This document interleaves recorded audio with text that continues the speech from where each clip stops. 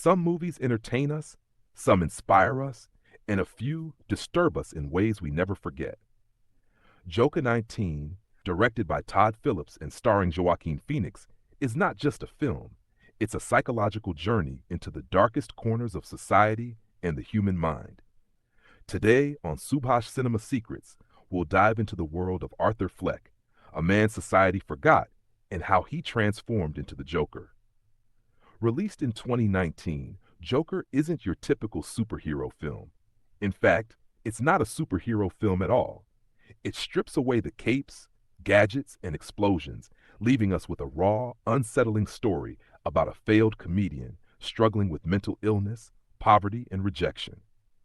Todd Phillips takes inspiration from Martin Scorsese's classics like Taxi Driver and The King of Comedy, blending realism with haunting performance. From the very first frame, Gotham feels less like a fictional city and more like a reflection of our own world. Arthur Fleck is a man invisible to society. He works as a party clown, dreams of being a stand-up comedian, and suffers from a neurological condition that forces him to laugh uncontrollably at inappropriate times. His life is a cycle of humiliation and rejection, mocked by strangers, ignored by authorities, and even misunderstood by his own mother. Joaquin Phoenix delivers a performance that is nothing short of terrifyingly real. His physical transformation, losing over 50 pounds, the awkward dancing, the haunting laughter, makes Arthur one of the most unsettling yet sympathetic characters in modern cinema. Joker is more than the story of one man's descent into madness. It's a mirror held up to society. The film explores themes of mental health, inequality, and neglect. We see a man who desperately wants to be noticed but is constantly pushed aside. The city of Gotham is rotting, garbage piles up, crime is rising, and the poor are forgotten while the rich live in comfort. His famous line, "The worst part about having a mental illness is people expect you to behave as if you don't," hits like a punch in the gut.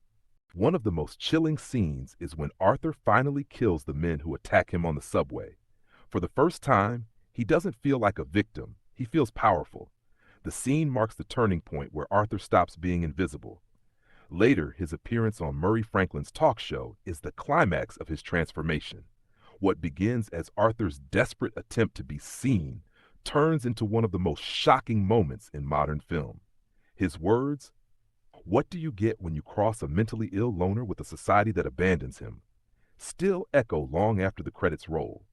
And then he pulls the trigger, sparking chaos in Gotham. The final act of the movie cements Arthur as the Joker. Dressed in his bright red suit, painted face, and a confidence born out of violence, he dances down the stairs. This dance isn't just movement, it's liberation. He is no longer Arthur Fleck, the invisible clown. He is Joker, a symbol of rebellion and chaos. The city, inspired by his madness, erupts in riots. For the first time, Arthur isn't alone. He is seen, even if it's through fear and destruction. Won him the Academy Award for Best Actor, and rightly so. He doesn't play Joker, he becomes him.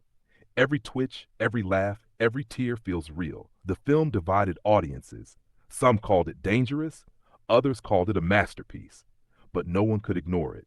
That's the power of great cinema. Joker doesn't give us answers. Instead, it forces us to ask uncomfortable questions about how we treat people who are different, who are struggling, and who are left behind. In the end, Joker is not just a villain's origin story. It's a tragedy. It's about a man who wanted to make people laugh but ended up making the world scream. It's haunting, powerful, and unforgettable. Love it or hate it, Joker is a film that stays with you long after the credits roll. This was Subhash Cinema Secrets, and if you enjoyed this deep dive, don't forget to like, subscribe, and share. Because, as Joker would say, isn't it beautiful?